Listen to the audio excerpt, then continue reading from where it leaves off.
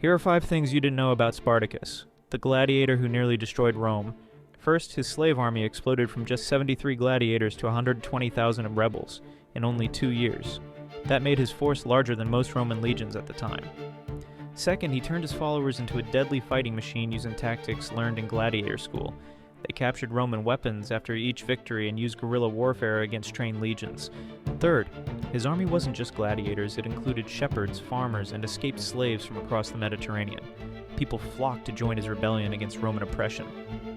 Fourth, when Spartacus could have escaped to freedom, he chose to march directly on Rome itself in 71 BC. He wanted to strike at the heart of the empire that enslaved him. Fifth, after his final defeat, the Romans crucified 6,000 of his followers along the Appian Way.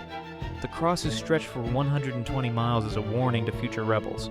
A former slave nearly brought down the Roman Republic through pure military genius.